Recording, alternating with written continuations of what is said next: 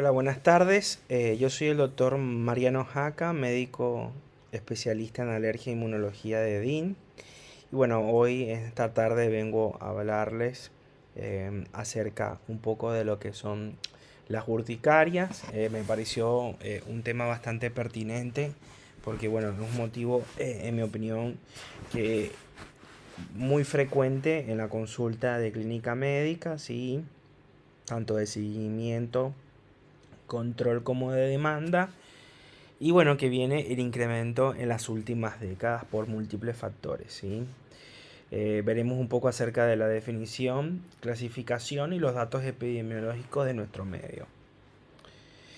Eh, la urticaria en sí, bueno, es una reacción inflamatoria de la piel y o de las mucosas frecuente y que es multifactorial, ¿sí? Eh, lo más importante de esta definición y que lo que yo siempre trato de transmitirle a los pacientes que puedo seguir con respecto al tema de la urticaria es que bueno, que hay que tratar de verlo más allá de una patología alérgica, ¿sí? Porque no depende de un solo mediador ni de un solo factor, sino que es un proceso muchas veces sistémico e inflamatorio, ¿sí? Que puede conllevar y estar relacionado con morbilidades, factores físicos, factores ambientales, ¿sí? Y en la mayoría de los casos muchas veces no podemos dar con la causalidad de estas lesiones, ¿sí? Generalmente el diagnóstico es clínico y es fácil de hacer. Cosas que es muy importante porque, bueno, evitamos el subdiagnóstico y, bueno, que pacientes puedan interpretar esto como eh, otro tipo de patologías y sobre todo eh, interpretar que puede estar desencadenada por cosas que muchas veces no pueden o no tienen relación y que bueno que eh, conlleva muchas veces afectar su calidad de vida y el desarrollo de la misma con normalidad, ¿sí? Básicamente se va a caracterizar por dos lesiones. Una es los abones o ronchas y la otra es angioedema en menor proporción, pero bueno, hay un subgrupo de pacientes que puede presentar eh, urticaria más angioedema, ¿sí? Ambos están acompañados de un síntoma cardinal que no es patognomónico de la urticaria, ¿sí? Que es el prurito. Y que bueno, que la necesidad muchas veces de diferenciar o de fenotipicar esta patología es poder hacer diagnóstico diferencial con algunas otras donde haya presencia de estas mismas sintomatologías como es la anafilaxia, que viene con un aumento bastante exponencial en las últimas décadas y que bueno, que eso sí, muchas veces eh, para el paciente y para el médico alergista e inmunólogo es todo un reto para el diagnóstico eh, preciso, ¿sí? Dentro de las características clínicas vamos a tener que, bueno, que las lesiones aparecen de forma súbita, ¿sí? Y los sabones van a estar caracterizados o van a tener tres hallazgos típicos que son un edema central de tamaño variable, casi siempre rodeado por un eritema reflejo. Van a estar asociadas con prurita, con mucho prurito y en algunas ocasiones el paciente puede referir sensación de quemazón y en algunos casos de dolor, ¿sí? Sobre las lesiones, ¿sí? Es de naturaleza fugaz, no deja lesión residual y usualmente dura entre 1 y 24 horas. El tiempo de evolución de las lesiones es muy importante para poder fenotipicar y hacer el diagnóstico con algunos subtipos de urticaria crónica, ¿sí? El angioedema, en cambio, se caracteriza por ser un edema eritematoso, coloreado, eh, en el tejido celular subcutáneo que afecta principalmente a las áreas de las mucosas. lengua, labios, párpados. Sin embargo, hay pacientes que pueden tener lesiones de angioedema en algunas otras partes, como por ejemplo un dedo, una mano, el pabellón auricular, ¿sí? El cuello, ¿sí? No es exclusivo de las mucosas, ¿sí? Eso principalmente ocurre en una entidad aparte, que es el angioedema hereditario, ¿sí? Que, bueno, que es una patología genética de origen inmunológico, ¿sí? Que, bueno, que el diagnóstico y el tratamiento es bastante diferente con respecto a las urticarias crónicas que vamos a hablar en esta tarde, ¿sí? Puede presentar dolor más que prurito, como les había comentado antes, y la resolución suele ser más lenta, ¿sí? El angioedema suele resolver hasta en 72 horas posterior de haberse presentado. Dentro de la fisiopatología, bueno, como les había comentado, es una patología, ¿sí? Que no solo está mediada por la presencia de un solo liberador, ¿sí? Como la histamina, sino que es multifactorial, ¿sí? Al ser multifactorial existen eh, degranulación de mastocitos y basófilos que, bueno, que liberan su contenido de histamina y son los encargados proinflamatorios de la aparición del prurito local, el edema, ¿sí? Y la inflamación. Pueden intervenir otros liberadores o otras citoquinas como las prostaglandinas y los leucotrienos, ¿sí? Hay un infiltrado perivascular. Si le hiciéramos una biopsia a todo paciente que nos llegara con lesiones por urticaria, que va a estar compuesto por linfocitos CD4, eosinófilos, basófilos y neutrófilos, ¿sí? Y en el curso crónico de esta identidad puede haber un infiltrado leucocitario típico, ¿sí? Puede haber depósitos de fibrinoides, depósitos de complemento o de inmunocomplejos típicos a la luz ultravioleta, ¿sí?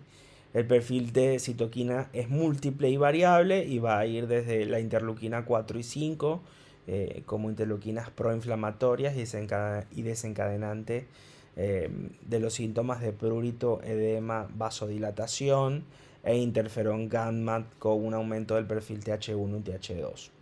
Puede existir la presencia de interleuquina 33 y 25, TSLP en las lesiones, pero no en la piel lesionada. Recordemos que las lesiones de la BOMP, ¿sí? Al resolver no debe dejar, ¿sí? Cuando estamos hablando de una urticaria, no debe dejar ningún tipo de secuela. Hay una infiltración de eosinófilos y neutrófilos en la piel sana que puede preactivar la piel.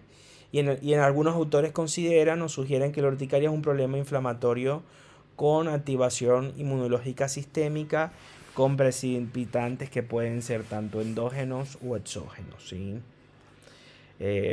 Aquí tenemos, bueno, una clasificación, ¿sí? Basándonos en la duración, en la frecuencia y en las causas, ¿sí? La urticaria puede ser básicamente crónica o aguda según la duración que tiene y va a estar definida por un corte a las 6 semanas. Si es una duración menos de 6 semanas, podemos definirla como una urticaria aguda. Esta es la que quizás menos probable nos pueda llegar a cualquiera de nosotros por consultorio, si es tratada por el médico clínico en una guardia, ¿sí? Porque el paciente es aquel que va a acudir, bueno, por un primer episodio, ¿sí? De lesiones que generen malestar por el intenso prurito o por el susto que puede generar la aparición abrupta, ¿sí? Y espontánea de ronchas o angioedema, ¿sí? En esta puedes sí ser mediada por IgE exclusivamente, sobre todo en aquellas desencadenadas por fármacos, picaduras de insectos y en menor proporción por alimentos, ¿sí? Y en cuanto a las crónicas, bueno, tenemos que el punto de corte, la duración es más de 6 semanas y debe haber prevalencia de sintomatología casi diaria de abones, picazón, prurito o angioedema, ¿sí? Dentro de la crónica tenemos, o la podemos fenotipicar de dos tipos, ¿sí? Las espontáneas, que no tienen un precipitante externo obvio, ¿sí? Y esto es muy importante porque eh, la causalidad física o el componente físico está presente en muchos pacientes que tienen urticaria crónica y pueden coexistir las urticarias crónicas espontáneas con las inducibles, ¿sí? Ahora más adelante les colocaré un ejemplo. Dentro de las espontáneas tenemos que estudiar el componente autoinmune y el infeccioso, ¿sí? La verdad es que, bueno, eh, el componente autoinmune quizás es el menos frecuente, pero no debe ser descartado, ¿sí? Sobre todo en los pacientes que deban o que refieran en la consulta, en el interrogatorio, algún síntoma sistémico o asociado a la sintomatología de ABOM, angioedema y prurito, ¿sí? Eh, Normalmente, bueno, puede estar presente algún pródromo de algún proceso viral como desencadenante de la urticaria, y esto es muy importante porque, bueno, se considera que, bueno, eh, muchos virus, y eso lo vimos durante la pandemia, que el COVID-19, ¿sí? El SARS-CoV-2, muchas veces cursaba con episodios de urticaria, que bueno, que a pesar de que, bueno, que fueran agudos, ¿sí? Que eran episodios agudos, en muchos pacientes por el proceso proinflamatorio del SARS-CoV-2 y de todo lo que, bueno, de todos de los síntomas que pudieron permanecer como long COVID, muchos pacientes permanecieron con urticarias crónicas espontáneas, ¿sí? También un gran porcentaje, más del 50%, pueden tener causas desconocidas, y es lo que llamamos como urticaria crónica espontánea, que es el gran fenotipo que podemos ver durante la consulta, ¿sí? En cuanto a las inducibles, bueno, vamos a tener precipitantes específicos que, bueno, que básicamente son precipitantes físicos, ¿sí? Y acá es lo que les comentaba, que, bueno, muchos pacientes pueden tener un componente espontáneo más el físico. Y cuando yo me refiero a un componente físico, ahí, bueno, tiene que ver la temperatura, por ejemplo, del agua, ¿sí? La temperatura ambiental. Pacientes que, por ejemplo, tras darse una ducha con agua muy caliente, desencadenan la sintomatología, ¿sí? Eritema en la piel, picazón, abones, ¿sí? E inclusive angioedema, ¿sí? Y esto hay que interrogarlo muy bien porque, bueno, hay pacientes que pueden confundirse y no saber si la relación que puede existir con estos componentes físicos y su urticaria, ¿sí? Y básicamente con estos, eh, tomando medidas de prevención, podemos disminuir en gran parte la exacerbación de la sintomatología, ¿sí? Bueno, esta clasificación que es una adaptación de la guía europea, ¿sí? De la Academia de Alergia e Inmunología Clínica, de la Asociación Mundial de Alergia, de la GUAO, y del Fórum Dermatológico Europeo. eh, Básicamente, como les había comentado, la urticaria crónica tiene un punto de corte, bueno, que se puede definir cuando los síntomas persisten más de 6 semanas, ¿sí? Y si hay síntomas que son físicos o inducidos, como el frío, la presión retardada, el calor, el sol, el dermografismo, eh, la vibratoria, la acuagénica, la colinérgica o de contacto, bueno, podemos de fenotipicarla como una urticaria crónica inducible, ¿sí? Eh, Quizá esta es la de menor proporción, pero se ve en un bastante subgrupo de pacientes, sobre todo, bueno, pacientes que tienden a bañarse con agua muy caliente pueden llegar a desarrollar urticarias crónicas, ¿sí? Por el cambio brusco de la temperatura del agua, ¿sí? Eh, los pacientes que presentan dermografismo pueden desarrollar urticarias que, bueno, que al ejercer presión directa sobre la piel, ¿sí? De forma aguda, de forma inmediata, pueden llegar a desarrollar síntomas, ¿sí? Como abones, picazón, angioedema, ¿sí? Porque muchos pacientes con dermografismo son totalmente asintomáticos, ¿sí? No generan picazón y solamente, bueno, ocurre la lesión típica del dermografismo con relieve que, bueno, desaparece a los pocos minutos, pero algunos otros pueden desarrollar eh, sintomatología. Algunos otros por presión retardada, que, bueno, que todo el peso que se pueda ejercer sobre la piel o sobre alguna parte del cuerpo, sobre todo pacientes que llevan más de 10 kilos, por ejemplo, en un bolso, ¿sí? Pueden llegar a desencadenar síntomas de urticarias que pueden cronificarse en el tiempo, ¿sí? Y bueno, como ya lo habíamos mencionado, tenemos la urticaria crónica espontánea, que el desarrollo es sin ningún ente en especial, ¿sí? Sin precipitantes externos, y acá debemos estudiar las causas autoinmunes, infecciosas, y bueno, en un más del 50-60% no se logra determinar la asociación con alguna otra patología autoinmune, y bueno, la definimos como una urticaria crónica espontánea. Dentro del escenario internacional, bueno, acá cito varias de estas publicaciones que, bueno, que establecen que del 12 al 22% de la población sufre al menos algún tipo de urticaria en su vida, ¿sí? Esto yo muchas veces se lo recalco a los pacientes en el primer contacto que tengo, como para bajar un poco la ansiedad y para que vean la prevalencia y lo común de lo que es un episodio de urticaria. Probablemente algunos de los que están escuchándome en este momento han podido tener algún síntoma o varios de estos síntomas, como lo que es un abón o acompañado de prurito, ¿sí? Por alguna de las distintas causas, sea IgE mediada o no, o por algún componente físico de lo que mencioné anteriormente, ¿sí? Y la prevalencia total de las urticarias está del 0,11% al 0,6% en la población mundial, ¿sí? En niños va del 2,1 al 6,7% de todos los tipos de urticarias, agudas, crónicas, espontáneas o autoinmunes, ¿sí? Y la mayoría, pero no todos, de los reportes encuentran una preponderancia en mujeres. En niños pequeños la relación del género es igual.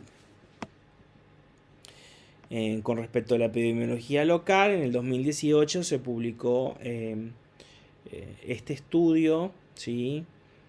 De nuestro medio, donde se estudió un importante grupo de pacientes con urticaria crónica, que, bueno, que reportó, bueno, que de cada 100 adultos, 3 podían presentar en algún momento de su vida un episodio de urticaria, ¿sí? Sea el motivo o sea la causalidad por la que fuese.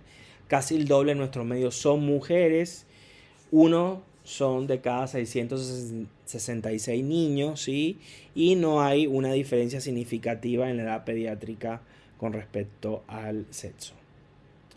La población, según INILDET, para el 2010, la población con mayor prevalencia iba entre los 15 a los 65 años de edad, y una prevalencia del 0,35%, ¿sí? Los gastos directos iba aproximadamente a 11 millones anuales, ¿sí?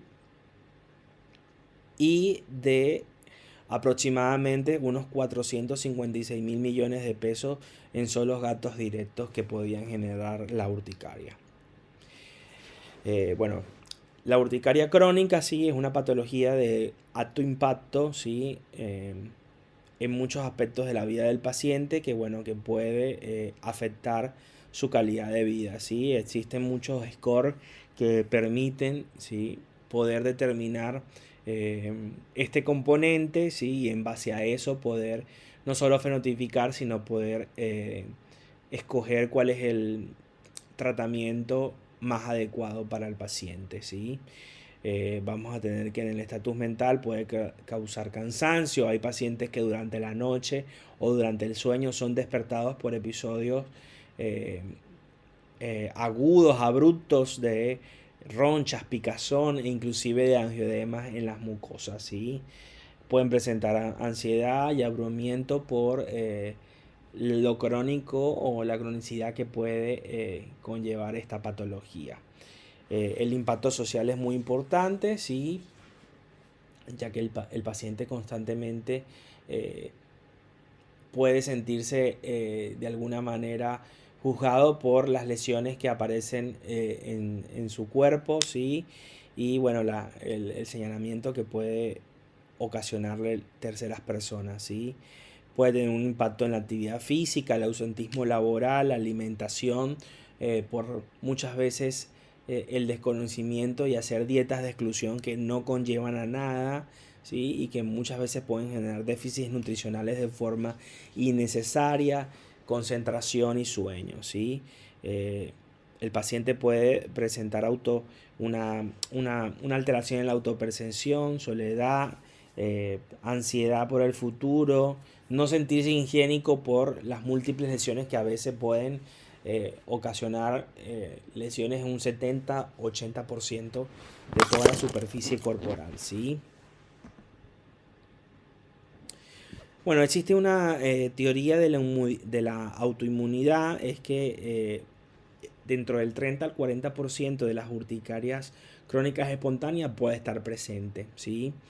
Puede estar asociadas a enfermedades autoinmunes, sobre todo a patologías autoinmunes de la esfera tiroidea. Esto es muy importante para el diagnóstico, ¿sí? Y muchas veces en cuanto a la decisión de qué tratamiento se le debe dar al paciente, ¿sí? Y bueno, va a haber una expresión del HLA2 en pacientes con urticaria crónica espontánea más TCA positivo, ¿sí? Eh, Varias enfermedades autoinmunes pueden estar asociadas, como son las patologías tiroideas, la enfermedad celíaca, el Sjögren, el LES, artritis reumatoidea y diabetes mellitus tipo 1. Por eso es muy importante en el primer contacto poder interrogar con síntomas sistémicos o alguna otra patología o comorbilidad previamente asociada o diagnosticada a este tipo de paciente, ¿sí? Acá hago una parte acerca de las enfermedades tiroideas, ya que bueno, sí existe una relación bastante importante, ¿sí? Muchos pacientes con enfermedad, con urticarias crónicas espontáneas presentan, ¿sí? Una función eutiroidea normal, pero la prevalencia de los anticuerpos antiperoxidasa están bastante elevados, ¿sí? Dentro del diagnóstico, una de las cosas que yo normalmente incluyo es el dosaje de hormonas tiroideas y de anti-TPO, ¿sí? Veo con bastante frecuencia que estos pacientes pueden tener autoanticuerpos positivos para antimicrosomales o anti-TPO, ¿sí? Bueno, como le habías comentado, bueno, puede haber una relación directa con hipotiroidismo en el 9,8%, con hipertiroidismo en el 2,6%, dos veces más que en la población general que no presenta lesiones por urticaria, ¿sí? Bueno, para el diagnóstico es muy importante, bueno, el tiempo de evolución de la enfermedad como para poder determinar si es aguda o crónica, la frecuencia y la duración de las pápulas, ¿sí? Porque eso nos permite muchas veces poder fenotipicar el paciente, ¿sí? Y descartar, ¿sí? Una entidad que se llama urticaria vasculítica, que bueno, que si bien está estrechamente relacionada con la urticaria crónica, debe ser estudiada quizás de una forma un poco más particular a como normalmente estudiamos a las urticarias inducidas o a las urticarias crónicas espontáneas. Las urticarias vasculíticas, sí, se debe descartar sí o sí la presencia de una enfermedad subyacente de origen inmunológico, aunque en menor proporción pueden ser, no pueden estar presentes o no puede coexistir una enfermedad inmunológica, pero es de suma importancia la coexistencia o la prevalencia de enfermedades como LES, artritis reumatoidea, ¿sí? El dosaje de complemento, ¿sí? De C3 y C4 para ver si estamos en el contexto de de alguna actividad, por ejemplo, de enfermedad lúpica, ¿sí? Y sobre todo de la biopsia de piel que nos va a dar el diagnóstico definitivo, ¿sí? Eh, en este caso, sí o sí, el paciente amerita un manejo quizás un poco diferente, ¿sí? Si hacemos el diagnóstico de una urticaria vasculítica, el paciente debe recibir algún fármaco inmunosupresor, quizás en primera instancia con corticoides y posteriormente pasar con alguna otra acción de algún inmunomodulador ahorrador de corticoides como metotrexate, aciatropina o el que consideremos más adecuado, ¿sí? Eh, bueno, debemos también interrogar la variación diurna o nocturna, ¿sí? Poder eh, determinar si aparece durante los fines de semana, durante el horario laboral, fiestas, viajes, ¿sí? Para ver si hay desencadenantes de tipo social o algún componente emocional que pueda exacerbar los síntomas. La forma, tamaño y distribución de las pápulas, si hay presencia de angioedema o no, si hay síntomas asociados a las lesiones, por ejemplo, prurito o dolor, y si hay una historia personal previa de atopía como rinitis alérgica, asma bronquial o dermatitis atópica, ¿sí? Alergias anteriores a fármacos, procesos infecciosos, sobre todo de origen viral. Sin embargo, no debemos olvidar los de origen parasitario, ¿sí? Hay muchos autores, ¿sí? que incluyen y que en sus guías y que sugieren que en todo paciente con urticaria crónica espontánea se debe solicitar un parasitológico para poder descartar la presencia de parásitos, ¿sí? Y que el componente IgE mediado que está eh, exacerbado o elevado por estos microorganismos sea por esa causalidad y bueno, quizás tratando el proceso parasitario de forma directa podemos mejorar la incidencia o la frecuencia de los síntomas. No resolverla, pero sí disminuir la frecuencia de los síntomas. Enfermedades psiquiátricas adyacentes y la inducción por agentes físicos o el ejercicio físico. El uso de drogas inyectables, inmunizaciones, hormonas, laxantes, medicamentos de uso prolongado, ¿sí? Si hay correlación observada con algún tipo de alimento, y esto quizás es un tema bastante controvertido, ¿sí? Porque bueno, en lo particular, soy muy poco de indicar dietas de exclusión, sobre todo en una urticaria crónica espontánea o inducible, porque es difícil pensar que, bueno, que un paciente que presente síntomas a diario o que presente síntomas de 2 a 3 veces por semana no va a poder determinar si un determinado alimento puede ser el causal de estos síntomas, ¿sí? Muchas veces vemos que pacientes nos llegan a la consulta con desespero porque vienen haciendo dietas durante 2, 3, 4 semanas sin ver ningún tipo de mejoría, sin ver ningún tipo de cese de los síntomas, y es porque bueno, no existe en las urticarias crónicas un solo componente inflamatorio que medie la aparición de ellos, de los síntomas, ¿sí? Entonces, el componente IgE mediado con respecto a los alimentos, quizás muchas veces es la menor o en cuanto a la probabilidad de las causas, es la última que deberíamos descartar, ¿sí? debemos estar relacionadas, descartar la relación con el ciclo menstrual, ¿sí? Algunos autores incluyen como dentro de la fenotipificación de las urticarias un tipo de urticaria que está relacionado al ciclo menstrual y que bueno, que puede estar en prevalencia con el influjo hormonal durante la menstruación, ¿sí? El hábito tabáquico, el tipo de trabajo que realice el paciente, las aficiones o hobbies, el estrés y la duración de cada abón, ¿sí? Bueno, esto es un poco de lo que ya les había comentado en cuanto a la duración de la BOM. Tenemos que este subgrupo o este fenotípico o este fenotipo de urticaria, que es la urticaria vasculítica, las lesiones tienden a ser, primero, que no van a desaparecer con la vigitopresión, que es algo muy importante que tenemos que tener en cuenta, y la duración puede ir de 1 a 7 días, ¿sí? El diagnóstico sí o sí tenemos que descartar el componente inmunológico y debe ir acompañado de una biopsia, ¿sí? Tenemos las urticarias físicas, que normalmente los síntomas logran desaparecer menos de 1 hora, ¿sí? Con o sin tratamiento.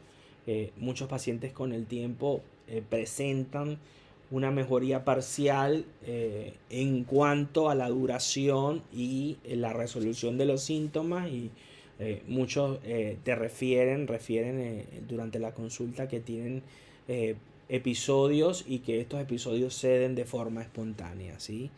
Las urticarias por contacto, que van a estar, estas, por ejemplo, van a estar mediadas sobre todo por linfocitos T, ¿sí? Y no por IgE, y por eso tienden a aparecer un poco más lentas, sobre todo entre 2 y 4 horas, ¿sí? Y la urticaria ordinaria o por presión retardada, que puede llegar a aparecer hasta 24 horas después de ejercer el componente físico sobre la piel o alguna parte del cuerpo, ¿sí?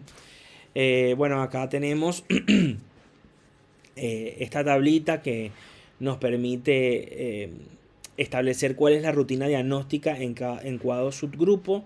Normalmente en las urticarias agudas no se solicita ningún tipo de test o de laboratorio. Sin embargo, si nosotros al interrogatorio en el paciente que nos llega por primera vez con lesiones de 48, 72 horas de evolución encontramos algo muy llamativo, yo soy partidario de pedir un hemograma y una eritrosedimentación a estos pacientes, ¿sí? En cuanto a las urticarias crónicas, sí ameritan, sí, el estudio mucho más a fondo, descartar la presencia de anticuerpos, como ya lo habíamos hablado, ¿sí? Ver la presencia de urticarias del componente físico y por ende realizar test cutáneos para dichas urticarias, ¿sí? Si el paciente ha experimentado síntomas de anafilaxia, ¿sí? Debemos solicitar el dosaje de tritaxa sérica, ¿sí? Para conocer un valor basal, y valores elevados de tritaxa sérica, bueno, pueden hablarnos de una mastocitosis, ¿sí? Así que esto es muy importante, ¿sí? Yo normalmente en los pacientes que llegan con episodios urticarias mayor a 6 semanas, es decir, que ya podemos clasificar como crónica, no dejo de incluir en el laboratorio que solicito un hemograma, una eritrosedimentación o PCR, ¿sí? Un proteinograma electroforético para descansar causas hemato-oncológicas, ¿sí? La evaluación tiroidea con presencia de anticuerpos antiperoxidasa, ¿sí? Muchos autores consideran que, bueno, que debemos descartar, ¿sí? La presencia como infecciones por Helicobacter pylori. Es bastante controvertido o no. Para mí debe existir, ¿no? La presencia de una sintomatología asociada que puedas relacionarla, ¿no? Con infección activa por Helicobacter pylori. Bueno, y en cuanto a las urticarias inducibles, vamos a tener que, resumo rápidamente, eh, los distintos subtipos y el test de provocación que usamos en cada uno. Si la urticaria por frío, bueno, son aquellos pacientes que van a desencadenar síntomas tras la provocación con agua fría, hielo, ¿sí? Se puede provocar en el consultorio. Si vemos, ¿no?, que el paciente no ha desarrollado síntomas severos, ¿sí? Hay reportes, ¿sí?, sobre todo con urticaria por frío, de pacientes que al entrar al agua del mar, ¿sí? Aguas que son muy de baja temperatura, han desarrollado síntomas de anafilaxia por urticarias por frío, ¿sí?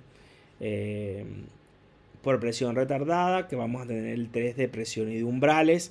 Esto es algo más o menos se lo había comentado. Pacientes normalmente comienzan a desencadenar síntomas por encima de por encima de los 10 kilos, ¿sí? Lo que normalmente hacemos, ¿sí?, como para provocar este tipo de urticaria es colocar un bolso sobre el hombro, ¿sí?, agregarle distintos pesos e ir probando durante un determinado tiempo a ver si el paciente presenta síntomas o no. La urticaria solar, que es muy común durante el verano por la exposición sin ningún tipo de protección o pantallas solares, ¿sí? Esto se debe probar con lámparas de distintas longitudes de onda, y en el caso de que podamos confirmar la presencia de urticaria, de una urticaria solar, en este caso debemos descartar alguna dermatosis inducida por la luz y el componente inmunológico que puede estar presente en ciertas dermatosis como el LES, ¿sí? Eh, la urticaria acuagénica, que bueno, que se prueba colocando ropa húmeda aplicada a temperatura corporal por 20 minutos y observando si el paciente puede desarrollar síntomas o no, ¿sí? Bueno, la enfermedad, la urticaria crónica es una enfermedad crónica y cuya duración es muy variable, ¿sí? Esto, bueno, yo siempre trato de recargárselo a los pacientes y hacerlos entender que, bueno, que cada paciente es muy distinto y se comporta muy distinto al otro. Puede tener una variabilidad entre 1 a 5 años en la mayoría de los casos, pero la realidad es que en el peor de los casos podemos tener pacientes, yo he tenido pacientes que, bueno, que he conocido con ya en el diagnóstico urticaria crónica espontánea con más de 30 años de síntomas, ¿sí? Son los menos probables. En esto existe una relación con un test del suero positivo, ¿sí? Hay algunos autores que consideran que este test debe ser realizado en todos los pacientes,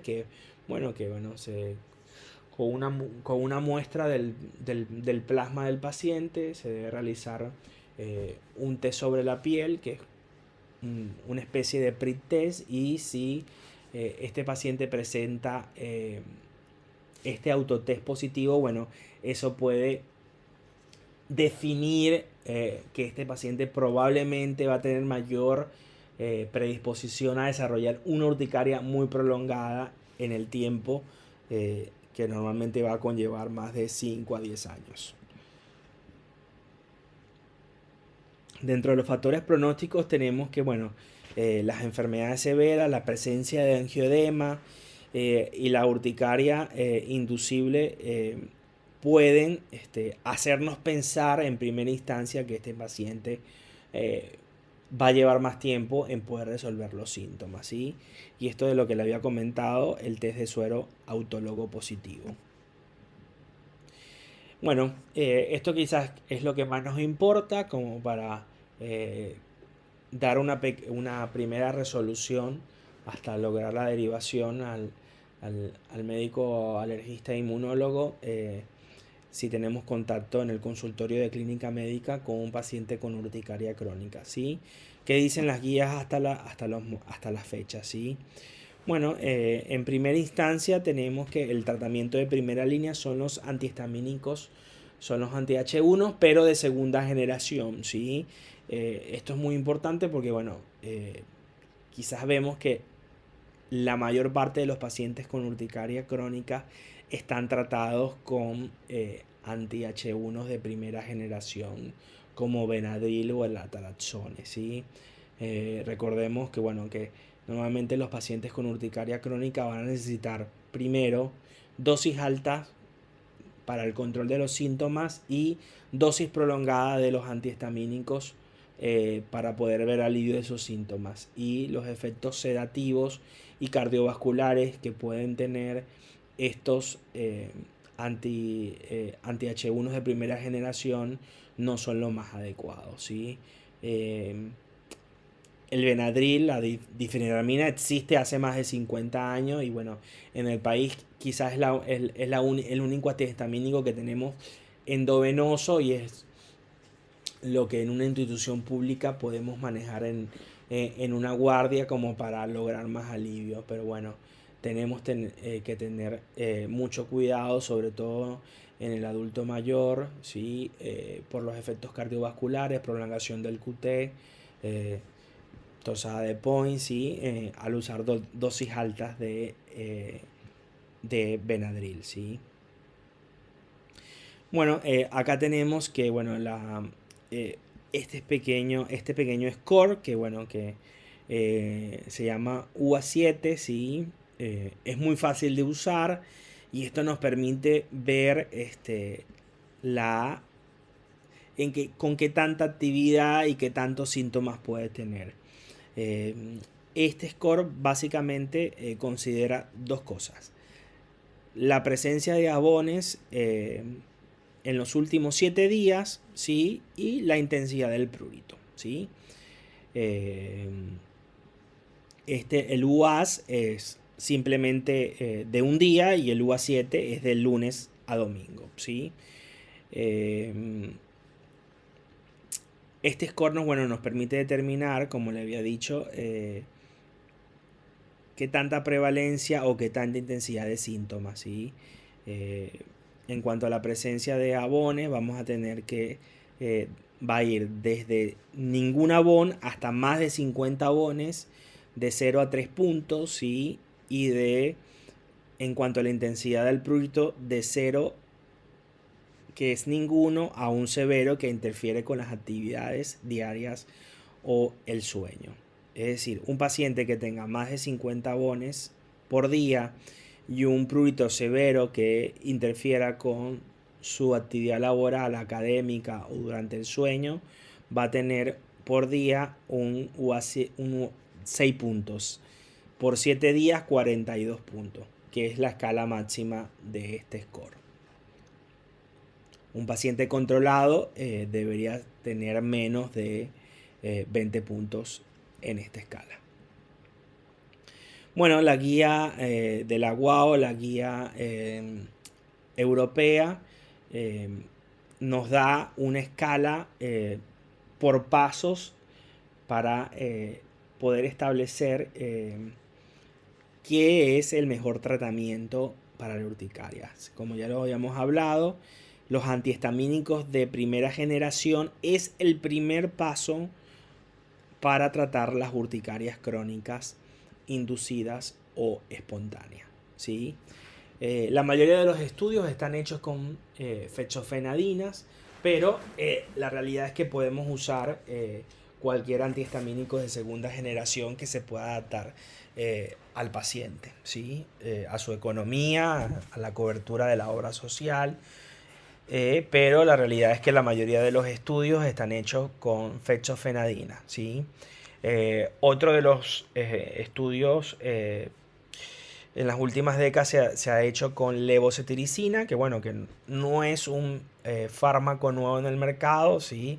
Debe existir por lo menos desde el año 2005, y que bueno, que puede y permite fácilmente poder controlar los síntomas, ¿sí? Como segundo paso tenemos un incremento de cuadruplicar, si a las 2 entre las primeras 2 y 4 semanas desde que establecemos el diagnóstico de urticaria crónica, el paciente no ve mejoría, podemos cuadruplicar la dosis del fármaco, ¿sí? Por eso la importancia del uso de los antihistamínicos de segunda generación, que permite evitar los efectos adversos no solo neurológico como mareo, somnolencia, sueños, ¿sí? ¿Sí? Falta de concentración, sino también los efectos cardiovasculares de los antihistamínicos de primera generación. ¿Sí? Bueno, el segundo escalón, como estábamos hablando, numerosos estudios muestran el beneficio de usar altas dosis de estos antihistamínicos. Eh, Esto se ha verificado y cuadruplicado la dosis de bilastina que no existe en el país, cetiricina, desloratadina, levocetiricina, fechofenadina y rupatadina.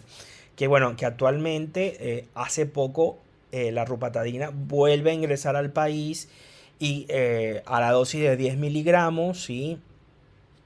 Es un antihistamínico de acción dual, ¿sí? Que bueno, que ha demostrado su eficacia en urticaria crónica espontánea y que eh, tiene la particularidad que, bueno, que duplicando la dosis podemos lograr un buen control de la urticaria crónica espontánea, ¿sí? Ya aumentar la dosis eh, es un tratamiento de segunda línea, ¿sí? A 2 veces por día, 3 veces por día y hasta 4 veces por día, que bueno, que es la dosis máxima permitida. Le pongo un ejemplo fácil en cuanto a la levocetiricina y la fechofenadina, que quizás que son los que se usan más o en particular los que yo uso más.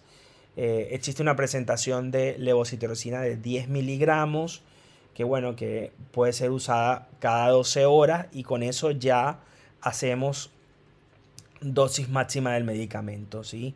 La levocitiricina viene en presentación de 5 y de 10 miligramos, ¿sí? Y la dosis máxima registrada o usada es de 40 miligramos por día. En cambio de la fechofenadina, normalmente yo inicio con una dosis de 120 miligramos cada 12 horas, pudiéndola llevar hasta 4 dosis por día, es decir, de 460 miligramos por día. Sin embargo, hay autores que refieren que la dosis máxima de la levocetiricina es de 720 miligramos por día. Recordemos que existe una presentación de 180 miligramos por día que inicialmente fue creada para tratar específicamente la urticaria, ¿sí? Entonces esta presentación muchos autores refieren que puede usar hasta 4 veces por día.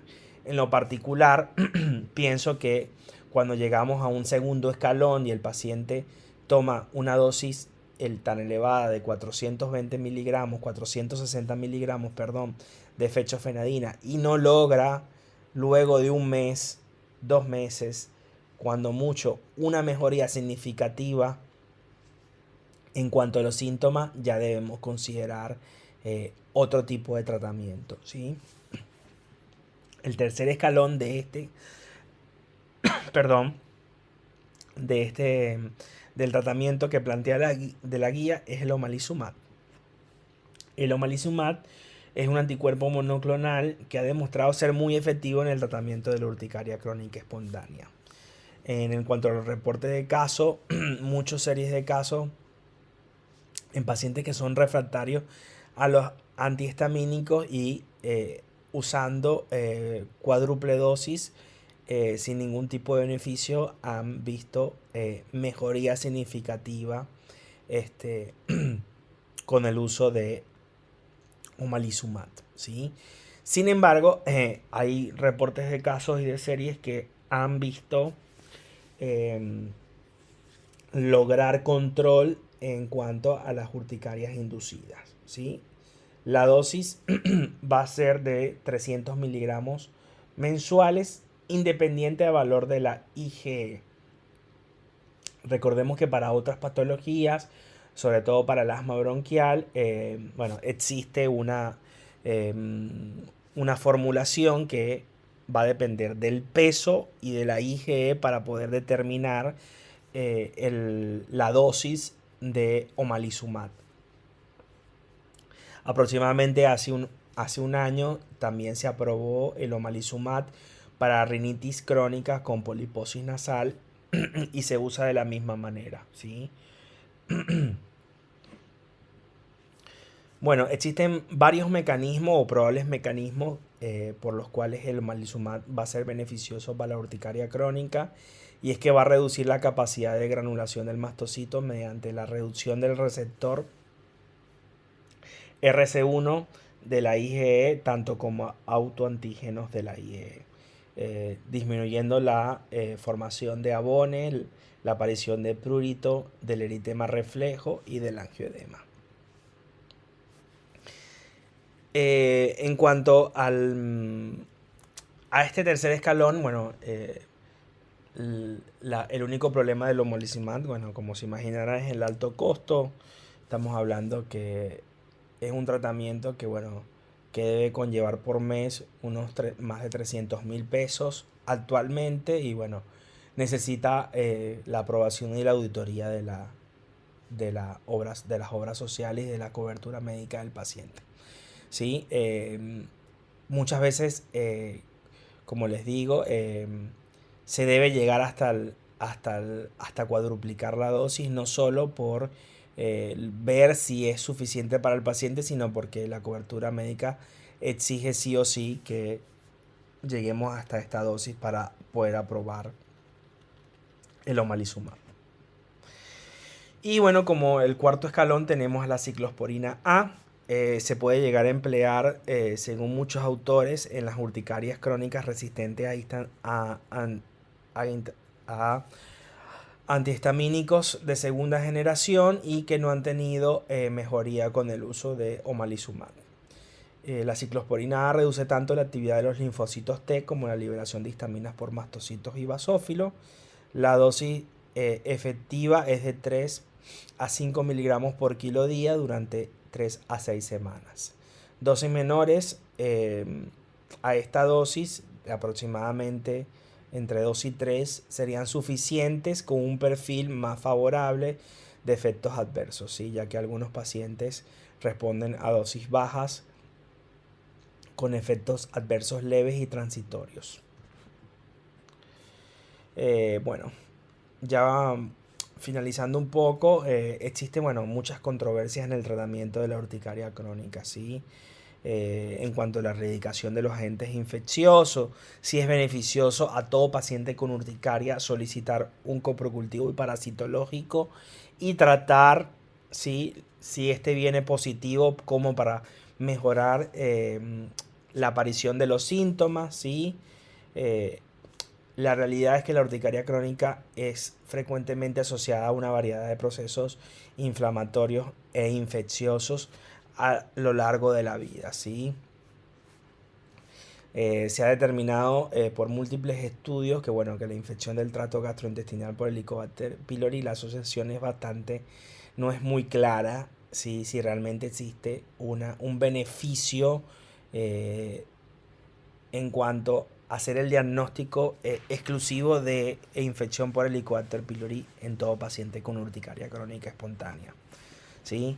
Infecciones por nasofaringe, parásitos intestinales, causas raras deben ser eliminados. Infecciones a repetición como cándidas actualmente no se encuentran con un rol causal significantes. Las dietas de exclusión, que era algo más o menos que ya le había comentado, es extremadamente raro, ¿sí? Sobre todo en mi experiencia, ver que una urticaria crónica espontánea esté mediada por IgE, ¿sí?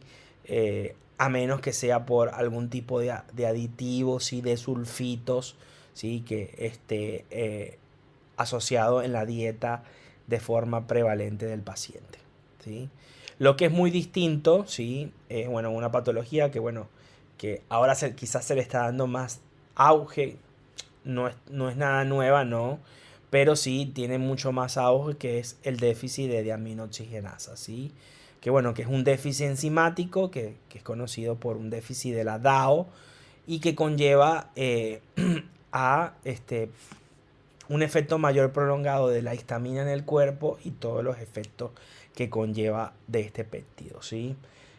Como todos sabemos, muchos alimentos pueden ser ricos en histamina o pueden aumentar la liberación de histamina, ¿sí? Sobre todo alimentos que tienen por algún proceso químico, un proceso de fermentación, pueden aumentar la concentración per se de histamina, ¿sí?